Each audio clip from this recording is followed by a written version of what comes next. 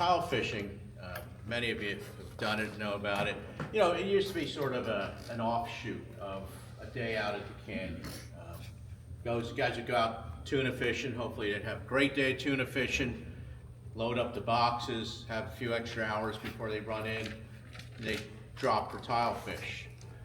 Conversely, tile fish was sometimes something that we would use to sort of save the day. We'd go out tuna fishing. Tuna fish didn't really bite, or didn't bite the way we wanted to. As a charter operation, we wanted to make sure people left with some nice bags of fish. We'd drop down and do tile fishing. And it was always nice to do that. But, you know, since I started fishing out in the canyons over 40 years ago, we've really seen tile fishing evolve and emerge as its own sort of entity. It's really become its own thing. Many of you who fish out of the central New Jersey area, you might know a tackle shop at Brielle called the Reel Seat. And in fact, they have a nice display out here today. And the Reel Seat, and it's the former owner, the late Dave R. Beekman, sort of became a forerunner in deep water tile fishing. So much so that Dave, who has passed on, used to organize trips on party boats for dedicated trips to go out and explore the depths for golden and blue line tile fish, and sometimes some other deep water exotics like snowy grouper and wreckfish or barrelfish, rosefish. And it really became a very, very popular, people are sometimes almost fanatical about it. And tile fishing's really evolved a lot since we started doing it recreationally, at least over 4 decades ago. It used to be we would fish with big tackle. A lot of times it was the gear we had for our tuna trips, but we would sort of bastardize it and turn it into dropping into the bottom and fishing for these tiles. But again, we've really sharpened what we do to really make tile fishing a lot more targeted, a lot more enjoyable. I know a lot of times when I set up our charters, I talk about, you know, I get phone calls from prospective charters, and they talk about going to the canyon and fishing for tuna. And I oftentimes slip in, while we're out there, we might spend some time tile fishing. And a lot of times the reaction I hear from people is like, I don't want to be cranking up 4 or 5 pounds of lead from 800-900 feet down. And I get that, nor do I, all right? So, nor do I. But the reality is, we've really changed how we fish for tile fish now. And we're going to go over some of the modern gear and techniques that are available. That the theme I would say to you today is tile fishing's not what your grandfather did. And it's really gotten to be a lot more advanced, a lot more specialized, and I think a lot more pleasant. So you know, when we talk about tile fish, again, when we first started popularizing tile fish out in the canyons, when we talked about tile fish, there was really only one tile fish that we thought of, although there is actually more than one species. We always used to say tile fish, and it automatically meant golden tile fish or golden tiles. But there's another species of tile fish called blue line tiles, and they're different enough. Certainly one of the things people love about tile fishing is eating them. They're absolutely delicious. In my opinion, they're both great.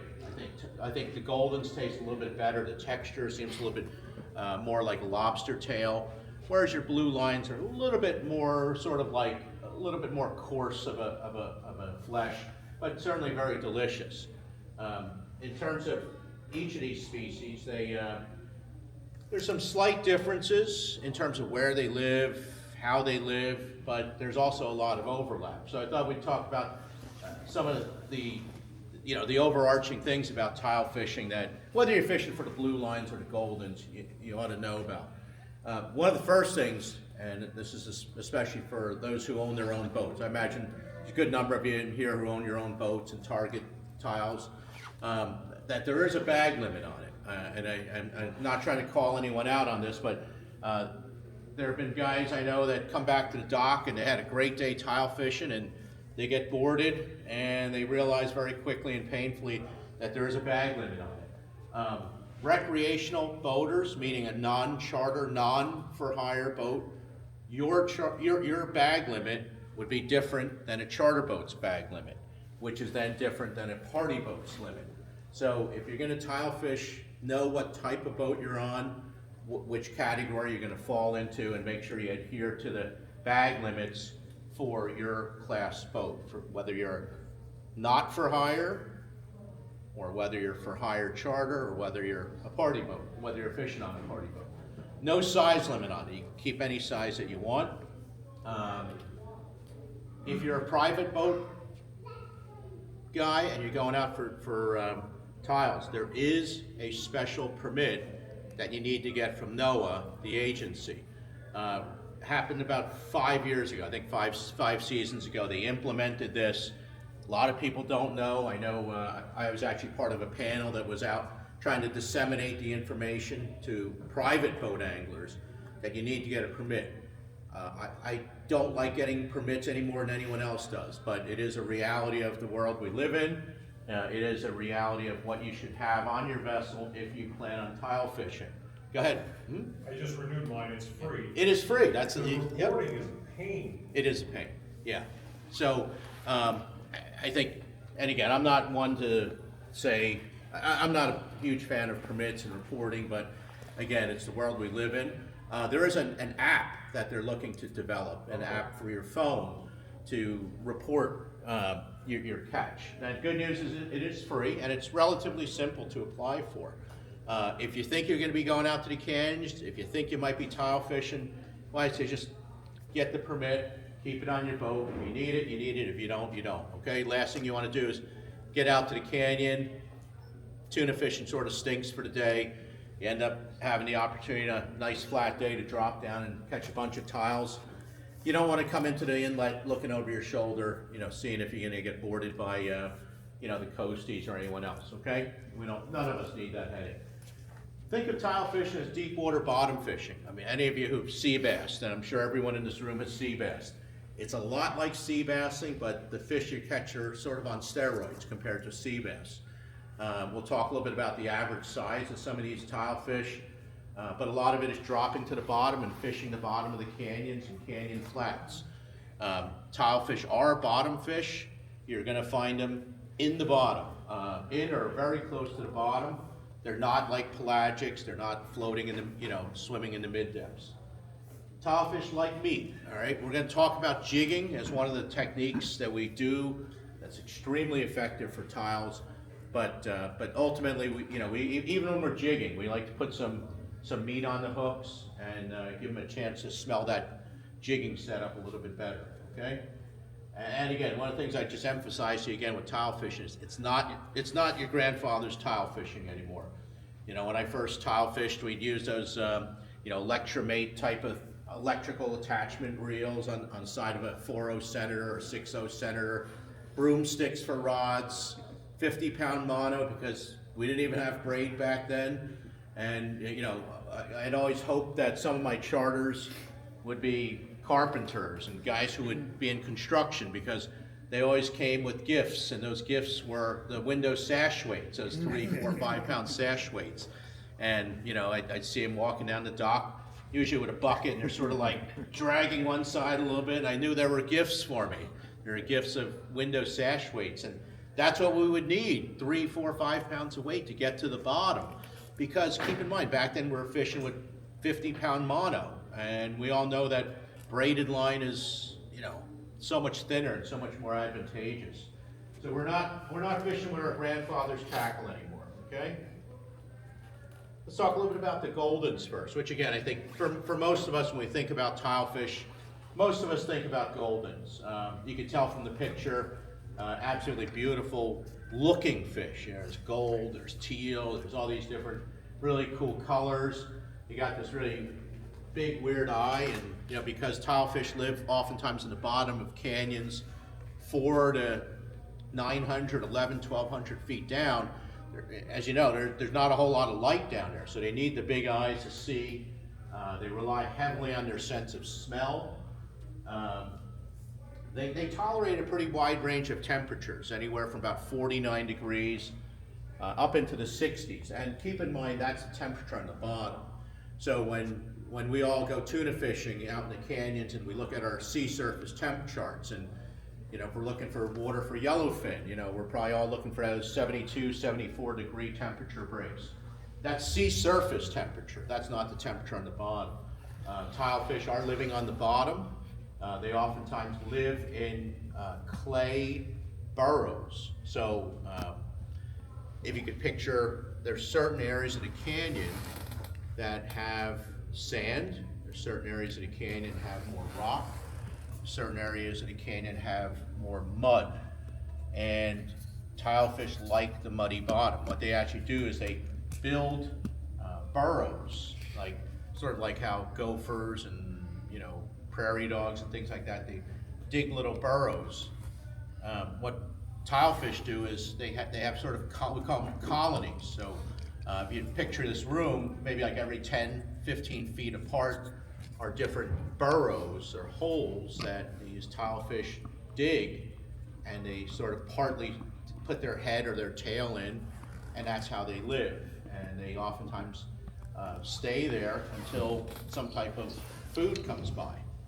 Yeah, go ahead. In terms of those colonies, are Yeah. they all the same size fish, or there's variations Yeah, within there that tend to be colony? variations. Okay. Great question. So it's not yeah. like schooling fish where it's the same size. Exactly, like when we think about tuna, Yeah. oftentimes we find a school of tuna, they're almost all like, what do we always say, like they're sort of like cookie cutters. They're all like 30 to 40 pounders, they're all 60 to 80 pounders. But usually with a colony of tilefish, they come in different sizes. So you'll find little guys, you'll find big guys mixed in all together. So that's a great question. You'll find these colonies. Now, one of the things about, and I'm telling you this because it factors into how we tilefish. Tilefish are not like a tuna. We know tuna, they're pelagics. They have to swim. They're constantly swimming because that's how tuna live. They basically flush seawater, oxygenated seawater through their gills. That's how they live. That's how they get their oxygen. We know tuna cannot, for example, just sit there and pump their gills and live. Tuna have to constantly be moving. Tilefish, very different story. Tilefish really do not move around much. They might move within their colony, but they're not like a tuna. They're not like a striper where, we see stripers moving up and down the beach. That's not how tilefish live. Tilefish, they dig their burrows, they sort of hang out there, they wait until food gets there. Which means as a boat operator, and I'm gonna guess there's a number of you in here who own your own boats and want to start doing tile fishing or do more of tile fishing, it's going to be critical that you fish good areas, because if you're not fishing good areas, you're going to be doing nothing other than drifting through nothing and catching nothing. So which sort of begs the question, well, where do I start to look, okay? We'll get into that in 1 second. We're going to talk a little bit about the other tilefish before we get into the where. And the other one that we have is the blue lines, okay? Blue lines are a little bit smaller than golden. So with goldens, they start maybe, we usually start catching them at about 5 pounds. They range up to about 30. They can range up to 50, 60 pounds, but those are pretty rare. Most of the goldens we catch tend to be about 5 to about 20 pounds or so. Blue lines are generally smaller. The smallest ones we usually catch with rod and reel are usually also about 5 pounds. On the high end, about 20, 22 pounds. State record, in fact, world record's about 25-ish pounds. So, if you get a blue line that's in the low 20s, you're doing pretty good, doing really good, in fact, okay? They have sort of a grayish blue look. And up here, right by its nose, is a sort of like a teal blue, iridescent blue color, which is why they call them blue lines. Historically, blue lines live in shallower water than goldens. In the olden days, we used to start looking for goldens in about 500 feet, and we'd look out to about 1,000 feet. And we'd look, and back in the day, we would usually look for blue lines anywhere from about 300 to about 600 feet. So there's good news and bad news with this. In probably the last 12, 15 years, I could tell you honestly that I have not fished in more than 600 feet of water, even for Goldens.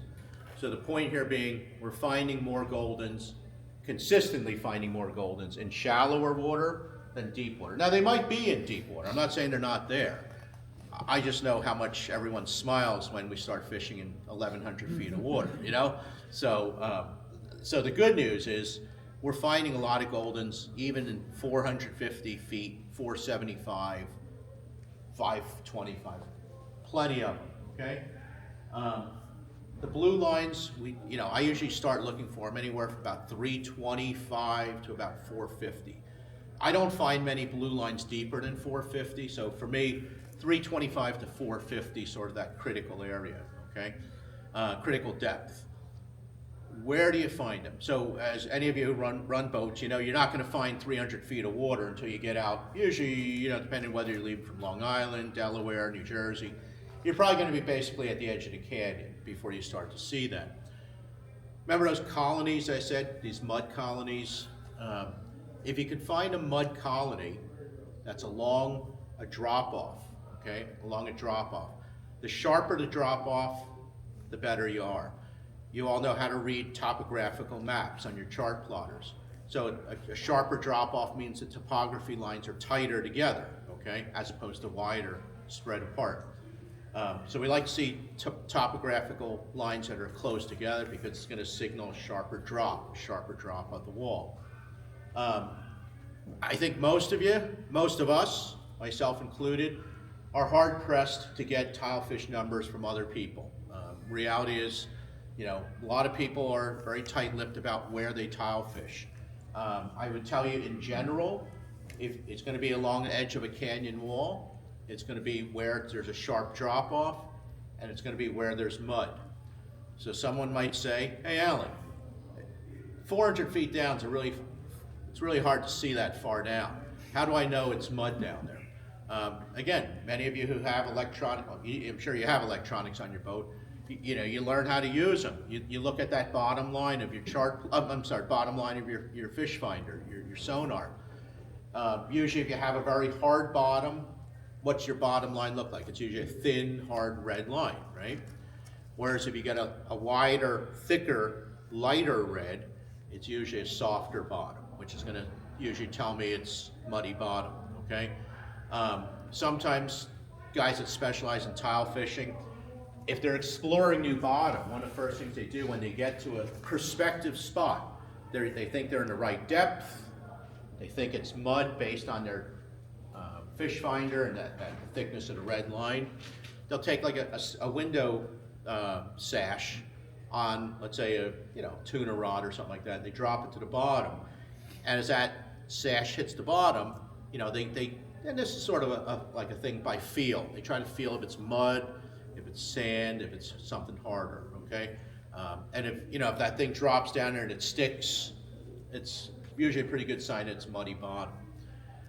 Another little hint for those who are operating your own boats and looking for tilefish grounds. And again, don't feel like you need to go to where your buddy went to. Don't feel like you need to go to where there's a small fleet of boats, out in the Hudson Canyon. Yeah, those guys might be tile fishing, they might be doing great, but keep in mind what I said to you about tilefish live in colonies. If you have 10 boats hitting the same spot day in and day out, what's going to happen to that colony? It's going to get fished out, okay? So don't be afraid to find new spots. It's really not that much more work. So here's a hint for you.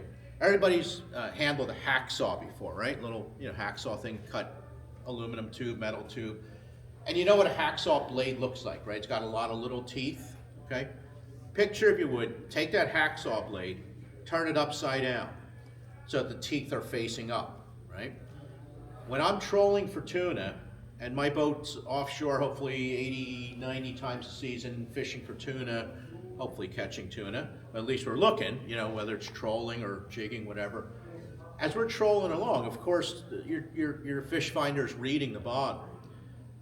One of the telltale signs about good tilefish grounds, where we find these colonies with these burrows. Again, if you take that hacksaw blade and you turn it upside down, you see like how like the little teeth go, but really, really minor ups and downs. Because these burrows, they're not 4 or 6 feet deep. They're 8, 16 inches maybe. They're very small ups and downs in the bottom.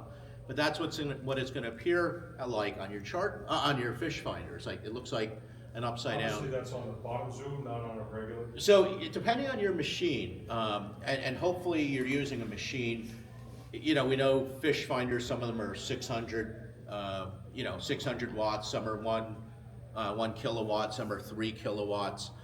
Depending on how good of a machine and how tight of a transducer cone you have, it's probably going to affect how well you read the bottom. So what I do is... Tighter cone is, you're going to be fishing, you're going to be on a tighter setting. That's the 50 hertz? Or? Is the lower hertz, cone yeah, is 50. And 50 is a longer beam and a tighter beam usually. And so I would fish, anytime I'm in more than like about 300 feet, I switch over to low frequency. So on my boat I have low or high. I fish for Uno. But I know there's some units that have 6 different frequencies. But so generally speaking, low frequency, tighter beam. As you're going along, whether you're trolling or whatever, a lot of times I'll switch. On your fish finders, you have like the full top to bottom read, or you can maybe just take a part of the top, or you could do bottom lock. If I'm interested in finding tilefish grounds, I'll switch to bottom lock, because on my boat, on Furuno Navnet 3, what I'm looking at is basically that bottom 40 feet, which really helps expand things. So when I see that upside down hacksaw blade look on my machine, I get a pretty good sense that there's some good fish in there, okay? So it gives you some ideas on where to look. Again, there's been a lot more commingling of blue lines and goldens. When I first started tile fishing seriously, we fished in one area for goldens, and sometimes we ran 15 miles to somewhere else to find blue lines. Now there's plenty of spots, whether it's in the Hudson, whether it's down towards the southern canyons, where there's commingling of goldens and blue lines, which is really nice because, again, as a charter operation, our bag limit as a charter boat is 5 blue lines and 8 goldens per person.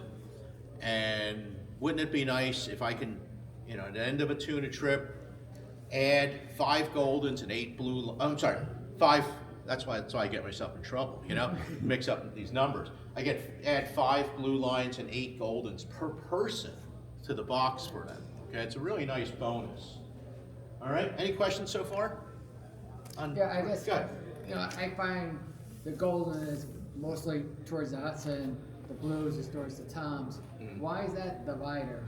Yeah, a lot of that has to do with bottom structure in terms of, there's a lot of overlap. Blue lines tend to like even muddier bottom than goldens. You might also want to pay attention to the depth, without you giving away your spots, because everyone's going to write it down after you tell us where it is. It could be that maybe where you're finding the blue lines is also a little bit shallower than the others. But there's plenty of spots where we find commingling, where blue lines and goldens hang out. You can catch plenty together. Yeah. If you want to give away your spot, you can tell us. We're not going to tell you you can't. Okay. Let's talk a little bit about the tackle for tilefish. Again, back in the day, we talked about heavy rods, heavy reels, probably 50-pound monofilament line, 3, 4, or 5-pound sash weights to get down. It's a lot different now, okay? Back in the day, people always fought over the electric reels on the boat, because I never really carried 6, we're a 6-pack charter boat, 6-person charter boat. I didn't carry 6 electrics, I'd carry 2 or 4, and people would always fight over who got the electrics. But, we're past that now. We're using a lot lighter stuff. We're fishing shallower water than we used to. And, manual fishing is a lot more realistic and enjoyable than it used to be. I'd say to you, fishing for tilefish is almost always going to be conventional tackle, not spinning gear. Most of the rods we like to use are anywhere from about 6.5 to about 8 feet in length, and they ought to be able to handle about 12 to 16 ounces of sinker or jig, and also hopefully strong enough to fight up a couple of maybe 15, 20 pound tilefish at the same time, because catching doubles is not out of the question, okay?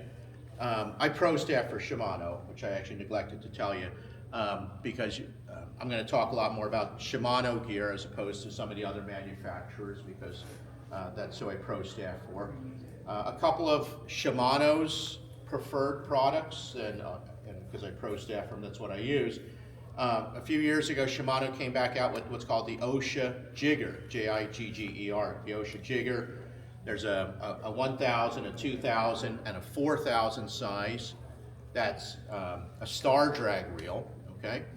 And there's also, this past year, past 12 months, they came out with the 2,500 with a lever drag, okay? And I know many of you like lever drags for many different reasons, including that, you know, you can on the fly adjust your drag pressure a little bit more. Many of you also are very versatile fishermen, and you want to use this reel because you just spent maybe $600 on the reel. You don't want to just tell your wife that you use it for tilefish. You want to be able to tell her that you use it for tuna also. And this is a reel that could also take tuna. Yeah, it's a great tuna jigging reel also. These OSHA jiggers were actually developed originally for, you know, pelagic jigging, but they've really adapted well to this deep water tile fishing that we're doing. So I actually, again, the OSHA Jigger 2,500 just came out late, around the fall of 2024, and I received them over the winter, but I know they're definitely going to be our first line tilefish reels.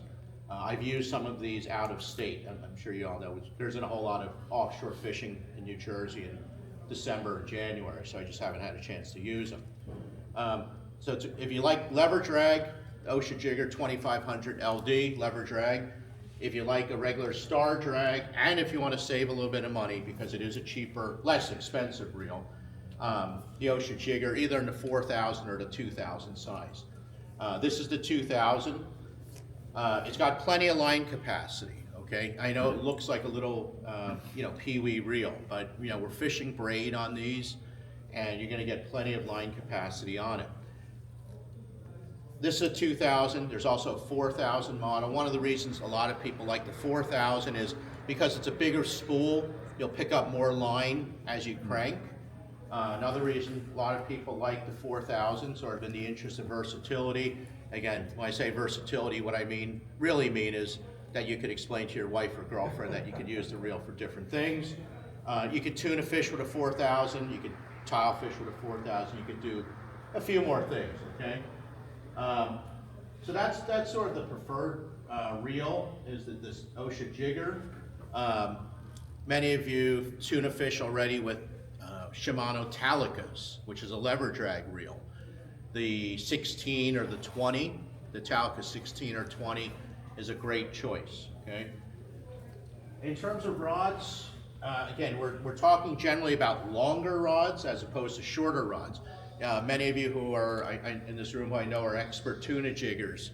Tuna jiggers, you usually use these 5.5, 6 foot rods, maybe 6'2", 6'3". We're going to want a longer rod when we do tile fishing because it gives us a little bit more sensitivity, gives us a little bit more parabolic action as we're fighting them. Okay, now I know you guys are sitting in a tilefish seminar. You're probably looking at this rod thinking, it looks like something I'd use for fluke, right? And you're not wrong. It does look like something that you would use for fluke. This is a new rod that Shimano came out with in the United States over the winter. It's the OSHA Jigger Motive. It is a slow pitch rod. Many people are getting into this slow pitch craze.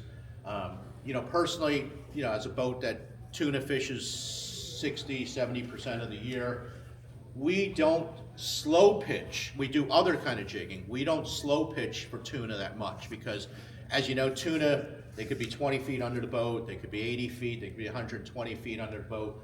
And to me, slow pitch jigging doesn't make sense for tuna. But when we talk about tilefish, where do tilefish live? They live on the bottom. And if they're not living on the bottom, where are they living? They're living on the bottom, okay? They're on the bottom. So you're gonna fish that sort of bottom 6 to 10 feet at the most. You're gonna hit the bottom and fish the bottom, maybe pick it up just a little bit, but no more than that. So slow pitch tackle is very well suited for tile fishing because you're gonna be constantly sort of fluttering your bait, sort of, if we take the floor here as the bottom of our ocean, you're gonna be constantly working this first 5 to 6 feet that's off the bottom. So slow pitch gear is very well suited for tile fishing. So the Osha Jigger motive rod it's a slow pitch rod, which if you're not familiar with slow pitch fishing, the idea is that it's a much more slow parabolic bend in the rod. You tend to use more of the whole rod as opposed to just this part of the rod bending. It's going to be more of the rod bending. The other sort of hallmark feature about slow pitch jigging is that once you hook up, much of the rod loads up and it's really just a matter of cranking, okay? Because you're using so much of the rod to fight the fish. So again, I know this looks like a fluke rod. I'm going to pass it around in a second, but this rod is actually rated, believe it or not, for about 6 to about 16 ounces of weight. 6 to 16 ounces, okay? And I'll pass it around. You guys can handle it. And this is paired with the Osha Jigger 2500. See how light that outfit is, okay? Tell me that's not something you wouldn't fish for fluke. Yes, sir. So the Osha Jigger 2500 LD lever drag comes in 2 different models. They're both single speeds. There's a high gear, which I think is 6.2 to 1, and there's a low gear, medium gear, which I think is like 5.4 to 1. It's not a huge difference. I would say, I'll tell you what I bought 4 of from Shimano's. I got the regular medium gear because I'm not, with slow pitch fishing, with this type of fishing, the goal is not to rapidly move the bait through the water. If it was, then I would get the high gear. What I'm more concerned about when I'm getting a reel for this deep water fishing is I'm either going to be cranking up hopefully 2 20-pound tilefish, or at a minimum I'm cranking up about 14, 16 ounces of a jig. But in either case, I like the lower gear because it's going to make it a little bit easier to crank. I was hoping you'd have like 4 Oh, well, when you get to the inside of the spool, it feels like that because you have less spool, on there. But really nice reels, okay? So that's one outfit that's very popular. This reel, again, I told you, is an Osha Jigger 2000 single speed star drag reel. This is actually mounted on a rod that's marketed by the Reel Seat, okay, which is the tackle shop I told you that has a lot of specialty gear. This is an 8-foot rod, and 7.6. But it's got, again, you look at it, it's something many of you would probably use on the inshore grounds for bluefish or stripers, but it has no problem at all handling, 10, 12 ounces. It's this particular rod, and I'll pass it around in a moment. It's what many of you refer to as an acid wrap with the guides, where the guides wrap halfway around the blank. Some people like that. Some people just keep asking, well, why do they wrap the guides halfway around? It looks pretty silly. But this is Reel Seat's rod with the Shimano reel on it. And they've really done a lot to design that rod just the way it should be. Some of you might insist on wanting to use electrics, and that's completely fine. Electrics, one of the things about electrics is if you catch a world record or state record fish, it's not a record because it's caught on electric. Sometimes you fish electrics, especially if you're on a party boat, your neighbor starts complaining about that roaring noise that electrics create. But at the same time, I run a charter boat. I get people from all different walks of life, all people of all different ages and physical abilities or physical inabilities. And sometimes I get someone who legitimately says to me, you know, Cap, I don't want to be cranking 400 feet, you know, with 2 fish. I don't want this guy to be sitting around doing nothing all day, you know, because, you know, they just paid X number of hundreds of dollars to fish with me for the day. You know, I hand them an electric, some of the nicer electrics that are out there, Shimano's Beastmaster 9000 or the Force Master A, okay? Electrics, and electric reels have really come a long way in terms of, there's some that have little battery packs that you could attach to the reel that last pretty long time. Shimano's electrics are still ones that have cables that come off and little alligator clips to clip to a power source, a 12-volt power source. I know many people, especially, you know, if you're running a relatively smaller boat, space is an issue. People say to me, you know, I don't want to be carrying 3-4 car batteries on an open center console where there's salt water coming over in terms of spray. What we've found, to give you a little hint in terms of if you like to use electric reels, if you know someone who has a jet ski or something like that, they have those smaller little 12-volt batteries. It's almost like the size of like one of those small tissue boxes. And they have plenty of power. As long as you charge it up before the trip, they'll have plenty of power to run an electric reel all day for tile fishing, okay? And you're not lugging, what's a regular car battery, about 40, 50 pounds sometimes. You're not lugging that big of a thing, you're lugging maybe a 7 to 9 pound battery. Talk a little bit about the line that we've been using for tile fishing. Again, back in the day, we used to use 50, 60 pound mono. Not anymore by a long shot. Almost exclusively braid. In fact, you know, we load these reels up from bottom to top with braid.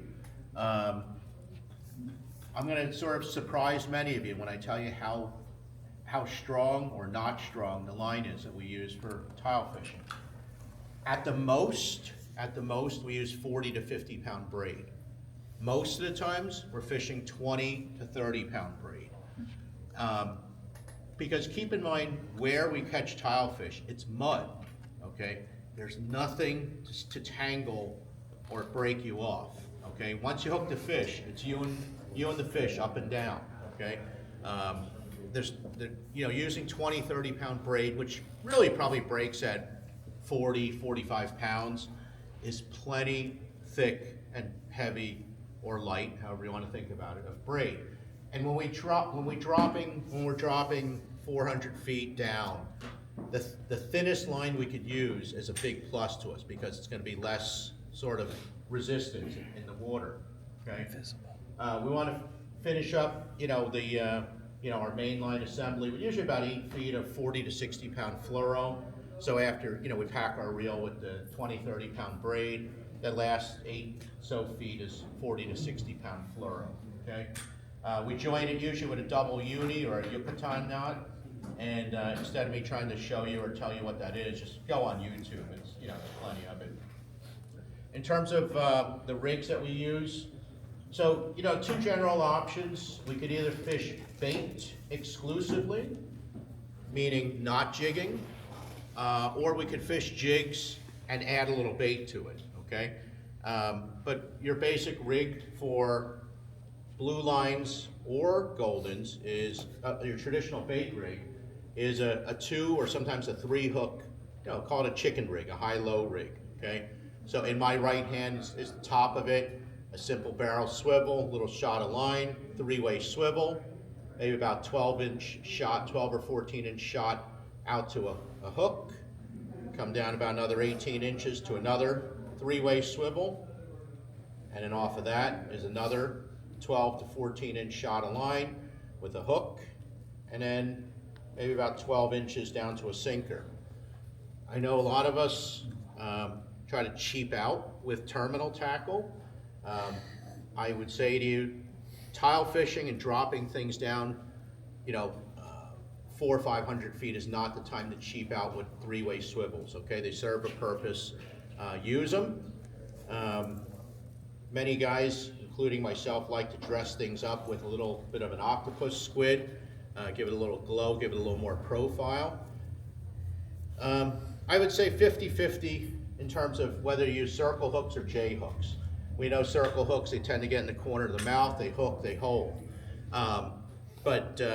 You know, personally, I like the octopus style J hooks. That's sort of my favorite. You know, you could use a 2 or 3 hook bait rig. Okay, it's sort of like a sea bass rig. It's not unlike a sea bass rig. Okay.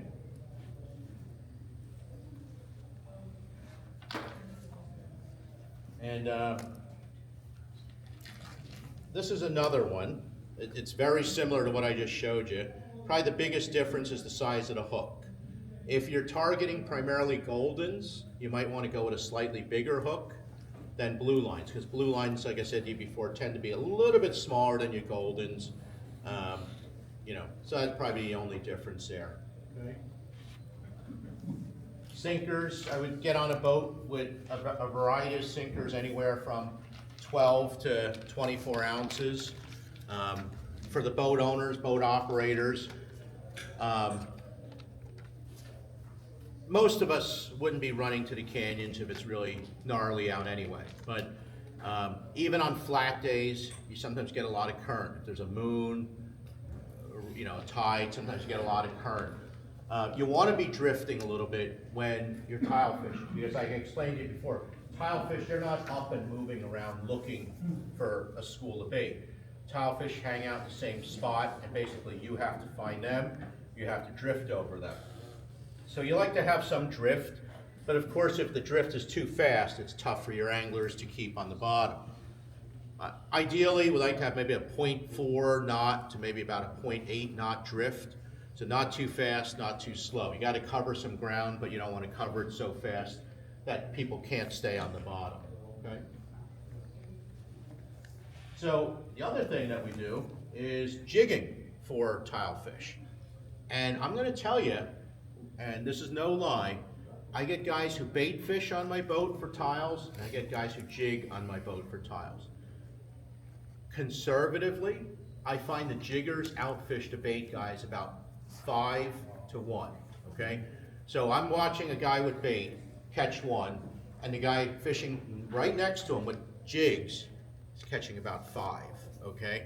I'm not the smartest guy around, but I know what I would use, okay? So when we talk about jigging, we do cheat a little bit, okay? Because even on our jig rigs, we're putting on some meat, some meat for the smell and for the look. Most of the times we're not talking about your traditional diamond jigs.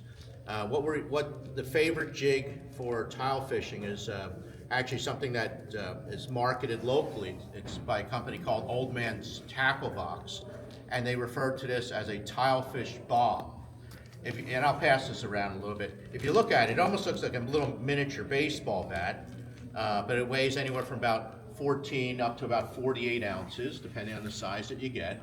What I would say to you is use as light a one as you can, okay? Because you don't want to fight your jig all day. Use as light of a jig as you can, but to get to the bottom and stay on the bottom. Thank you. As you look at these, thanks. Appreciate it. Well, as you look at these, again, it looks like a baseball bat. On one end of it, it has a hook attached to the eye, all right? And obviously, the eye side goes up top. Here's another one I'll pass around. In terms of colors of these jigs, just bar that for 1 second. Thank you. The pink and white is one of the best colors that we find day in and day out. The second best is this white and chartreuse one. Okay.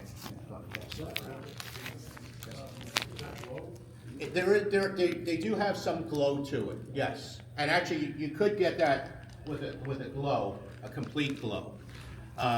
This color, I'm going to steal that from you for 1 second, is what's called the lobster color. Okay. And this was actually just introduced literally about a month ago. And the person that makes these is actually a friend of mine. And I told him to put about a dozen of those aside for me, because I have a feeling that's going to be an incredibly good color.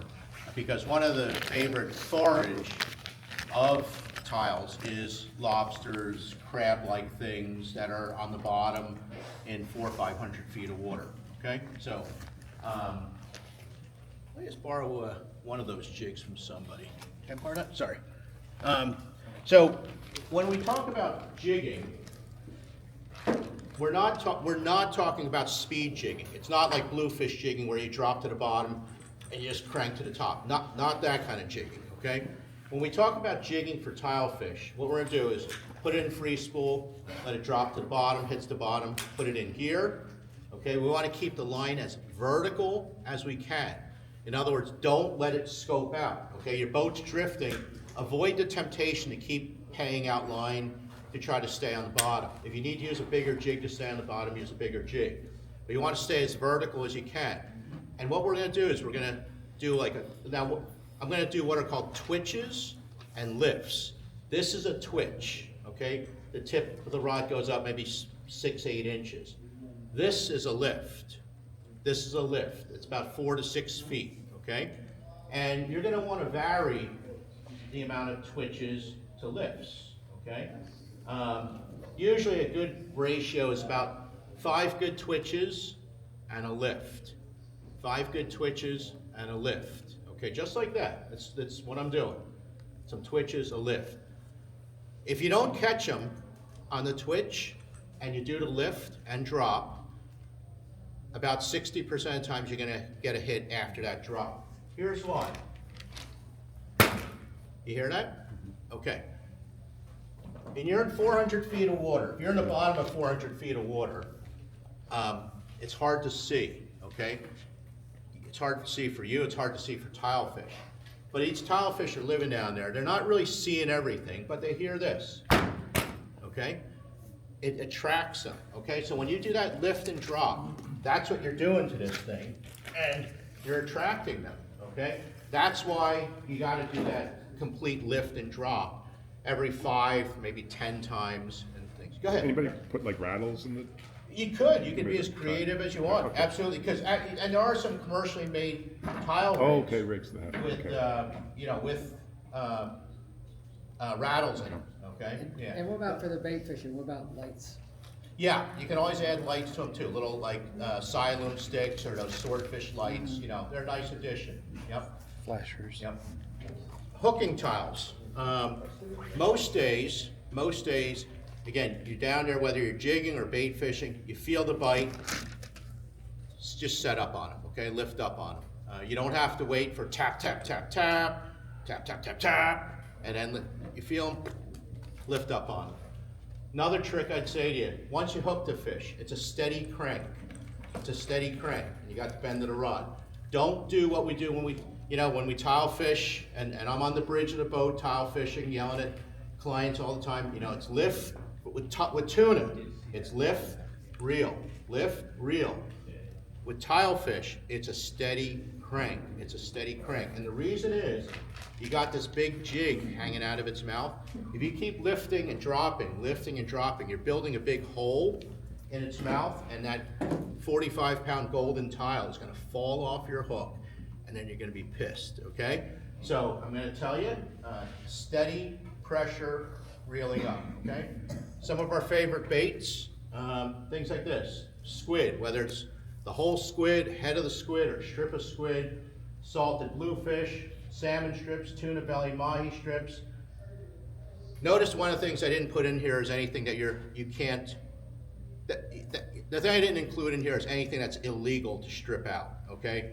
So that's why I didn't put things like fluke, dogfish, things like that, things you cannot legally strip out. But anything else that's like meat makes great bait, okay? We usually put the hook in sort of on one end, maybe put it in once, maybe twice. Don't gob it on there. Put it on like nice and smooth, because you want to have a nice streamlined bait as it's down there, okay? Most of your jigs, again, 12 to 24 ounces. Again, just sort of recapping some of the jigs we like to use. Shimano has a shimmer fall jig that's really nice. Taking care of your catch. Tilefish are going to be probably one of the best eating fish you could ever have. If you get them, bleed them, okay? Right at the throat, latches and, pair of utility scissors or whatever, just snip their throat.